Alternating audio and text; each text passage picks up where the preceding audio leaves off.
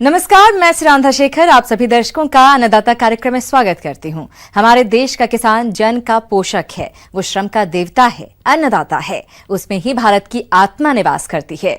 ऐसे ही किसानों की प्रगति के लिए हम खेतीबाड़ी से जुड़ी हुई बहुत सी नई लाभकारी जानकारियां हर रोज सुबह लेकर आते हैं। तो चलिए कार्यक्रम शुरू करने से पहले देखते हैं क्या है आज के अन्नदाता में। खेत की जुताई एक जरूरी कार्य है जिसके लिए आमतौर पर हैरो और कल्टीवेटर हल का प्रयोग होता है, जबकि 2-3 साल में एक बार गहरी जुताई भी जरूरी है। तो आइए गहरी जुताई पर विस्तार से जानते हैं कृषि विज्ञान केंद्र पूर्वी सिंहभूम के कृषि वैज्ञानिक डॉक्टर भूषण प्रसाद सिंह से। आप किसान भाइयों को नमस्कार। इस आज के समय में जो हमारे बीच ये कोरोना वायरस चला हुआ है, इस बीच में हम लोग किसानों के लिए जो अधिक से अधिक जानकारी दे सकें, उनको लाभ पहुंचा सकें, इसी संदर्भ में हम लोग आज किसानों को जो एक ग्रीष्मकालीन खेत की जुताई जो हम कहते हैं गर्मी में खेतों की जुताई होनी चाहिए, उस पर हम चर्चा करेंगे। सबसे पहले तो कोरोना वायरस को लेकर हम कहेंगे कि किसान भाई सुरक्षित रहें, अपने मास्क का प्रयोग करें और ये देखें कि हम जो खेत में जो भी कृषि कार्य कर रहे हैं उसमें एक दूसरे से दूरी बना के रखें, सुरक्षित रहें और दूसरों के बीच भी संक्रमण न फैलाएं।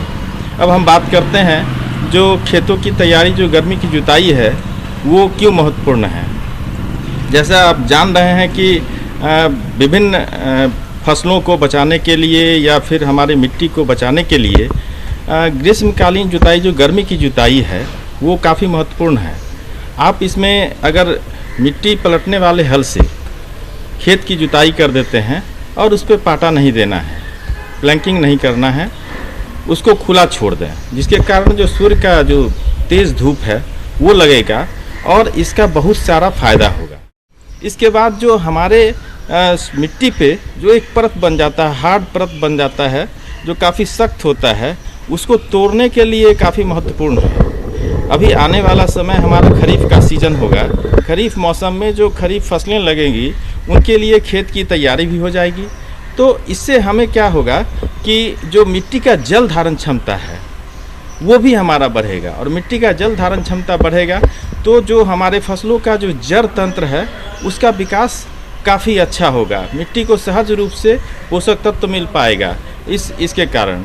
इसके बाद जो हमारे फसलों में जो लागत है, जो कॉस्ट ऑफ कल्टीवेशन हम कहते हैं, वो काफ़ी अधिक हो जाता है। तो सिर्फ एक काम ये गर्मी की जुताई करने से किसानों का जो लागत है वो काफ़ी अपने आप कम हो जाएगी। भूमि की उर्वरा शक्ति में सुधार। वायुमंडल में लगभग 78% नाइट्रोजन गैस होती है। यह गैस वर्षा के जल में घुल जाती है। यदि पहली वर्षा का जल खेत द्वारा पूर्ण रूप से सोख लिया जाता है तो खेत की मिट्टी की उर्वरा शक्ति में सुधार होता है।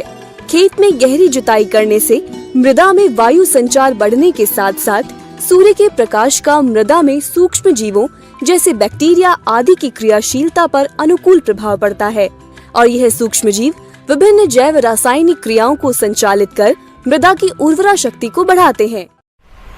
इसके बाद जो हम ये सलाह देंगे कि जो खेतों की जुताई है अक्रॉस द स्लोप उसका इस्तेमाल करें, खेतों की जुताई करें।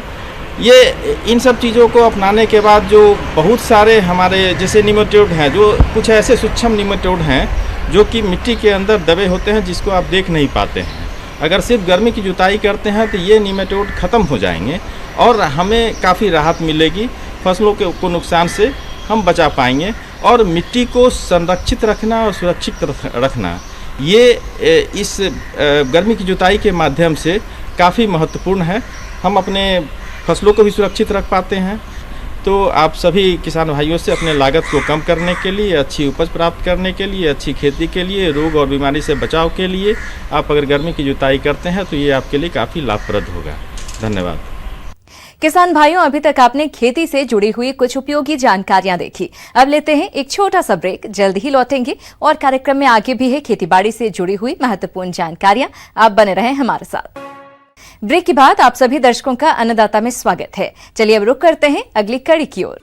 खेती में रासायनिक उर्वरकों का प्रयोग कम से कम करने की जरूरत है। आज कई ऐसे विकल्प आ गए हैं जो रासायनिक उर्वरकों की भरपाई आसानी से कर सकते हैं, जिसमें आज हम बात करेंगे जैव उर्वरकों की, जिनका प्रयोग करने से लागत में कमी तो आती ही है, साथ ही मिट्टी की भौतिक दशा में भी सुधार होता है और फसल में उत्पादन में भी वृद्धि होती है। इसकी जानकारी दे रहे हैं। तो मैं आपको बताना चाहूँगा कि ये जो जैव उर्वरक है, जिसको बायो फर्टिलाइज़र भी बोलते हैं, ये बैक्टीरिया, फंगस या जो भी उपयोगी सूक्ष्म जीवाणु हैं उसके इनोकुलम के मदद से बनाया जाता है। इन जीवाणुओं की प्रजनन क्षमता खेतों में जाकर काफ़ी तेज़ी से होने लगती है और खेतों में जाकर के ये आपके फसलों को काफ़ी फ़ायदा पहुंचाते हैं। कैसे पहुंचाते हैं? आप सभी जानते हैं कि मिट्टी में 3 तरह के गुण होते हैं, भौतिक गुण, रासायनिक गुण और जैविक गुण। तो जैविक गुण जो है वो जीवाणुओं की संख्या के द्वारा निर्धारित की जाती है। आपके खेतों में जितने ज़्यादा से ज़्यादा संख्या में जीवाणु, उपयोगी जीवाणु होंगे, आपकी मिट्टी उतना ज़्यादा सबल मानी जाएगी और आपके फसल वैसे खेतों में ज़्यादा अच्छे होंगे और पैदावार भी ज़्यादा प्राप्त होगी। आप जितने भी पोषक तत्व पौधों को या फसलों को डालते हैं खेतों में, वो इन्हीं जीवाणुओं की मदद से पौधों को उपलब्ध हो पाता है। विभिन्न तरह की रासायनिक क्रिया में ये मदद करते हैं और विभिन्न तरह के जो पोषक तत्व जो आपकी मिट्टी में फिक्स हो जाते हैं, दुर्लभ हो जाते हैं पौधों के लिए, उन सारे तत्वों को, पोषक तत्वों को ये जीवाणु घुलनशील अवस्था में बदलकर फिर आपके पौधों को आसानी से उपलब्ध करा देते हैं। ये जो जीवाणु हैं या सूक्ष्म जीव हैं, ये 2 तरह के होते हैं, जिसमें एक नाइट्रोजन को फिक्स करने वाले होते हैं, जो वायुमंडल से नाइट्रोजन को फिक्स करते हैं, जैसे राइजोबियम कल्चर है, और कुछ ऐसे होते हैं जो फ्री लिविंग होते हैं। तो राइजोबियम कल्चर के अलावे एजोटोबैक्टर, एजोस्पिरिलम और कुछ फंगस भी हैं जो आपके पौधे के लिए काफ़ी उपयोगी हैं, जिसके चलते आपके मिट्टी में जो फास्फोरस है उसकी ज़्यादा से ज़्यादा मात्रा उपलब्ध हो पाती है और पौधे के जड़ों का विकास भी अति उत्तम ढंग से होता है। राइजोबियम कल्चर, जिसका प्रयोग केवल दलहनी फसलों जैसे मूंग, उड़द, अरहर, चंवला, चना, मटर, मसूर आदि के लिए किया जाता है। इसके प्रयोग से 10 से 12 किलोग्राम रासायनिक नाइट्रोजन की बचत होती है एवं फसल में 20 से 35% तक की वृद्धि होती है। आइए एक नजर डालते हैं इसके प्रयोग विधि पर। किसान भाइयों, 3 पैकेट या 600 ग्राम राइजोबियम कल्चर से 10 से 12 किलोग्राम बीज उपचारित कर सकते हैं। 1 लीटर गर्म पानी में 150 ग्राम गुड़ घोलकर ठंडा करें तथा इसमें कल्चर पैकेट अच्छी तरह से मिलाएं। तैयार घोल को बीजों पर छिड़क कर हल्के से मिलाएं, जब तक कि बीजों पर एक समान परत ना चढ़ जाए। उपचारित बीजों को साफ कागज या बोरी पर फैलाकर छाया में 10 से 15 मिनट तक सुखाते हैं, फिर उसकी बुवाई करते हैं। इसी तरह से आप अन्य फसलों को, धान को, मक्का को, ईख को इत्यादि को भी आप अलग अलग तरह के जीवाणुओं से आप उपचारित कर सकते हैं। उसके लिए एजोटोबैक्टर है, एजोस्पिरिलम है, और इसको भी आप या मतलब बिचरा को उपचारित करके कर सकते हैं या बीज को उपचारित करके कर सकते हैं। तो इनको भी अब अगर आप इनके कल्चर से उपचारित करेंगे तो आपके फसलों की जो नाइट्रोजन की मांग है वो कम हो जाएगी। दूसरी बात कि अगर फास्फोरस की कमी है तो उसके लिए पीएसबी कल्चर, जिसको फास्फोरस सोल्यूबलाइजिंग बैक्टीरिया बोलते हैं, यानी ये बैक्टीरिया क्या है कि फास्फोरस जो आपकी मिट्टी में फिक्स हो जाता है उसको ये घुलाने का काम करता है और घुला करके फिर आपके पौधों को उपलब्ध कराता है। तो इसके कल्चर से भी आप उपचारित कर सकते हैं, बीज को भी और सीडलिंग को भी। और अगर आप चाहते हैं कि मिट्टी का उपचार करें तो मिट्टी में भी इसका उपचार कर सकते हैं। तो 2 से 3 किलोग्राम प्रति हेक्टेयर के हिसाब से आप इसका व्यवहार करेंगे तो आपकी मिट्टी में भी पीएसबी का उपचार हो जाएगा और आपकी मिट्टी की जो फास्फोरस की मांग है वो भी कम हो जाएगी। इसी तरह से पोटेशियम सोल्युबलाइजिंग बैक्टीरिया भी है, KSB इसको बोलते हैं। इसके अलावे ब्लू ग्रिल एल्गी है, एजोला है, इसको भी आप व्यवहार करते हैं खास करके धान के फसलों में। और इनका व्यवहार आप कब करते हैं?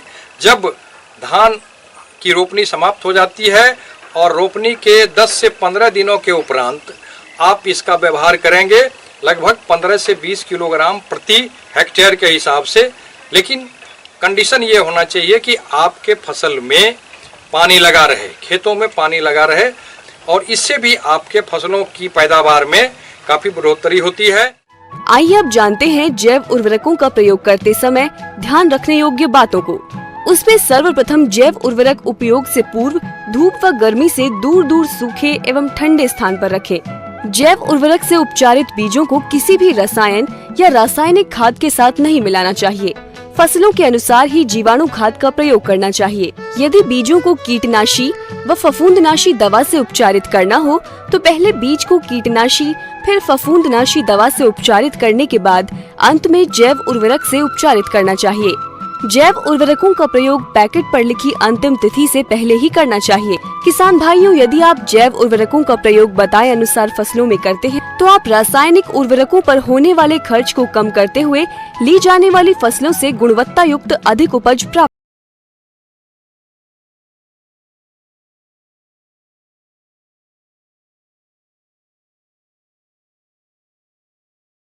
और भी है खेतीबाड़ी से जुड़ी हुई बहुत सी रोचक जानकारियां, पर यहां पर रुकेंगे एक और ब्रेक के लिए। जल्द हाजिर होते हैं। ब्रेक के बाद एक बार फिर से आप सभी दर्शकों का अन्नदाता कार्यक्रम में बहुत बहुत स्वागत है। बढ़ते हैं अगली प्रस्तुति की ओर। हमारे राज्य के किसान खेती बाड़ी के साथ विभिन्न कृषि सह व्यवसाय को अपनाकर अच्छा लाभ ले रहे हैं। इन्हीं व्यवसायों के तहत आज हम चर्चा कर रहे हैं बतख पालन की। जो किसान इस व्यवसाय से जुड़े हुए हैं वो इस समय बतखों की देखरेख कैसे करें, इस बारे में जानकारी दे रहे हैं डॉक्टर RK गुप्ता। गांव के परिवेश में बतख पालन काम बहुत अच्छे से किया जा सकता है। इसमें बीमारी भी कम होती है और खर्चे भी कम होते हैं। इसमें मैनेजमेंट भी कम लगता है। इसलिए हम अपने किसान भाइयों को बताते हैं कि ये जो गर्मियों में खासतौर से जो अभी जो मौसम चल रहा है उसमें बतख पालन मुर्गी पालन से ज़्यादा अच्छा हो सकता है ग्रामीण परिवेश में। तो बहुत अच्छा होगा कि हमारे किसान भाई, दो हमारे पास नस्ल हैं, एक खाकी कैम्बेल है, एक वाइट पैकिंस है। तो वाइट पैकिंस जो है तो ब्रॉयलर बीट के रूप में जानी जाती है। इससे मांस का उत्पादन अच्छा होता है। और खाकी कैम्बेल जो अंडे के लिए बहुत अच्छी मानी जाती है। जो भी ब्रीड उनको सुविधाजनक लगे, जो उनकी मार्केटिंग व्यवस्था अच्छी हो, उसको पालें और लाभ कमा सकते हैं। पानी में हम लोग रख रहे हैं, हालांकि इसके लिए पानी की इतनी आवश्यकता नहीं होती। थोड़ा सा हल्का फुल्का गीला रहे, घूम फिर के ये अपना जीवन चला लेती हैं और उनको कूलिंग मिल जाती, ठंडक हो जाती है, इनको मिल जाती है। गर्मी के दिनों में खासतौर से पानी पर्याप्त रहे इनकी टंकी में, जहाँ पर हमारे किसान भाई जो गांव में नदी में, तालाब में, पोखर में या कि नाली में, जहाँ भी वो बतख पालन काम करते हैं वहाँ पर पानी होना ज़रूरी रहता है, जिससे कूलिंग उनको मिलती रहे। बहुत ज़्यादा नहीं, फिर भी होना चाहिए, सूखा नहीं होना चाहिए। और जहाँ पर इनको दाना पानी की व्यवस्था करते हैं वहाँ पर यह रखें कि थोड़ा सा जहाँ इनका आवास का स्थान हो उसे दूर करें, क्योंकि बार बार गीला करेंगे, दाना गिरेगा, पानी गिरेगा तो गीला होता है और जो उसकी जो बेडिंग होती है वो गीली हो जाती है। उसमें उसका ड्रॉपिंग्स भी गिरता है, उनकी लैट्रिन गिरती है, उसकी वजह से काफ़ी गंदा होता है, तो बार बार उसको चेंज करना पड़ता है। तो हम अपने किसान भाइयों को यही सलाह देते हैं हमेशा कि आप लोग उसको दाना पानी के बर्तन अलग रखें और बेडिंग अलग रहे, जिससे कम से कम महीने में 2 बार ही सफाई करनी पड़े। तो उस प्रकार से हमारे किसान भाई जो करते हैं तो हाइजीनिक पॉइंट ऑफ व्यू से काफ़ी अच्छा रहता है, बीमारियां भी कम होती हैं और जो बतखें रहती हैं स्वस्थ रहती हैं और ज़्यादा हमारे किसान भाई लाभ कमा सकते हैं। किसान भाइयों, अक्सर बतख तालाब में अधिक रहती हैं। ऐसे में जब वे अपने आवास में लौटती हैं, तब उनका आवास गीला हो जाता है, जिससे कई बीमारियां पनपने लगती हैं। इससे बचाव के लिए बतखों के आवास को सूखा रखने की कोशिश करें। इनके आवास में समय समय पर बुझे हुए चूने का भुड़काव करें। मुर्गियों का जो आहार होता है और बतख का आहार होता है बिल्कुल करीब करीब बराबर है। इसमें हम क्या करते हैं कि मक्के की जगह में इसमें गेहूं का दलिया मिलाते हैं। गेहूं का दलिया होने से उसमें क्या फंगस का प्रॉब्लम नहीं रहता है, एफ्लाटॉक्सिकोसिस जो एक विशेष प्रकार की फफूंद होती है जो इनके लीवर को डैमेज करती है, टॉक्सिकेशन हो जाता है, लीवर काला हो जाता है, ख़राब हो जाता है, उसकी वजह से बहुत ज़्यादा नुकसान होता है, हमारी बतखें मरती हैं। इस प्रकार हम देखते हैं कि जब कभी भी हम बतख का दाना बनाते हैं तो उसमें मक्के की जगह में हम गेहूं की दलिया का इस्तेमाल करते हैं। दूसरी बात, गर्मी के टाइम में इनका जो फीड रहता है वो ज़्यादा गीला दें, जिससे पूरा मतलब फूल जाए, और चूँकि इनकी गर्दन लंबी होती है, खाने में आसानी होती है गीला दाना को, तो सूखा दाना बिल्कुल ना दें, नहीं तो चोकिंग का भी डर रहता है। और करीब जो एडल्ट जो वयस्क हमारी बतखें हैं वो करीब 130 ग्राम के आसपास का ये आहार इनको रोज़ का चाहिए होता है, और जो छोटे बच्चे हैं उनको 60 से 70 ग्राम, और जो छोटे चूजे हैं वो 40 ग्राम के आसपास उनको फीड लगता है पर डे। तो उसी प्रकार से हम दाना उपलब्ध कराएं, पर्याप्त मात्रा में रहे। किसान भाइयों, वैसे तो बतखों को प्रतिदिन 150 ग्राम दाना देना उचित रहता है, लेकिन दाना महंगा होने के कारण आप दाने की मात्रा में आधी कटौती कर उसे घर व होटलों का बचा हुआ भोजन दे सकते हैं। साथ ही बतखों को बचे हुए फसल अवशेष भी खाने को दिया जा सकता है। साथ में उसके जो कुछ जो लीवर को सपोर्ट करने वाली जो मेडिसिन्स हैं उसको पीने के पानी में लगातार देते रहें, महीने में कम से कम 2 या 3 बार दें, जिससे इनका लीवर स्ट्रॉन्ग रहता है, किसी प्रकार की कोई तकलीफ़ नहीं होती।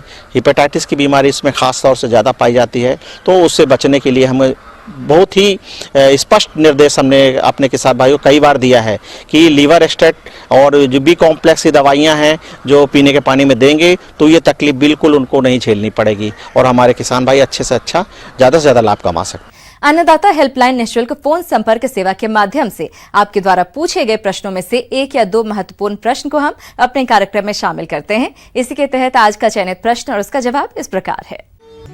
भारत में भैंस पालन एक फायदेमंद व्यवसाय है। यह व्यवसाय न केवल भारत में दूध आपूर्ति करता है, बल्कि इसमें रोजगार की काफी संभावना है। भैंस का दूध कुल दूध का 57% योगदान देता है।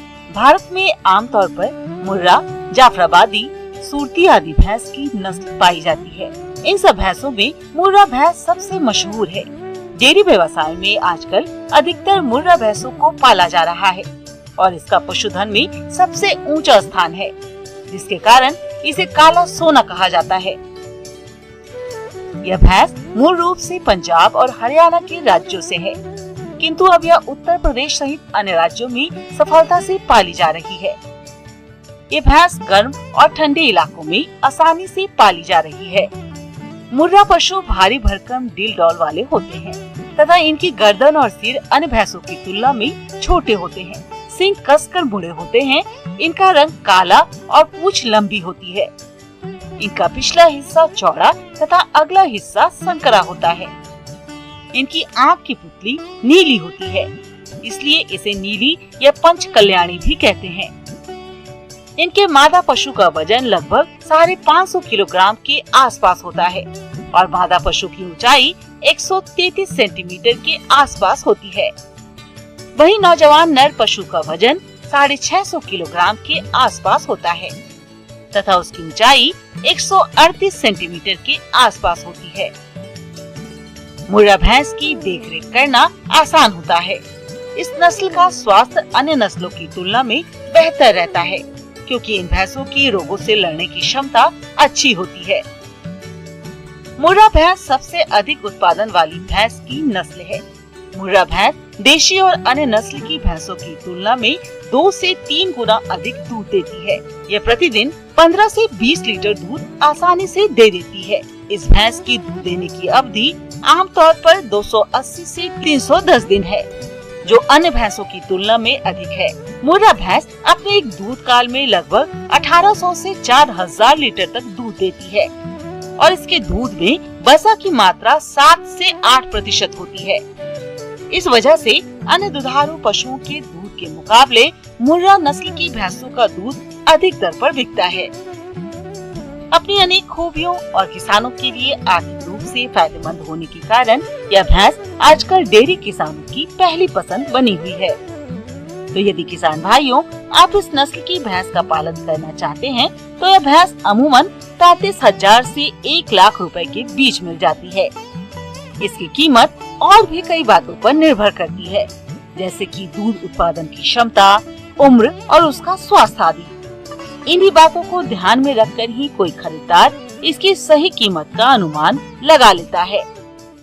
किसान भाइयों, अन्नदाता आपकी सेवा के लिए संकल्परत है। कृषि संबंधित समस्या और सुझावों के लिए आप हमें इस पते पर संपर्क कर सकते हैं। प्रोड्यूसर अन्नदाता, news 18 Bihar Jharkhand, Ramoji film city Hyderabad 501512। साथ ही आप हमें ईमेल भी कर सकते हैं। हमारा ईमेल है p18annadatabihar@nw18.com। इसके अतिरिक्त आप हमें निःशुल्क हेल्पलाइन नंबर 180041921555 पर सोमवार से शनिवार सुबह 10 बजे से शाम 4 बजे के बीच संपर्क कर सकते हैं। किसान भाइयों, अब समय हो रहा है आपसे विदा लेने का, तो हमारी पूरी अन्नदाता टीम को दीजिए इजाजत। कल फिर आपसे मुलाकात होगी कृषि संबंधित कुछ और महत्वपूर्ण जानकारियों के साथ। नमस्कार।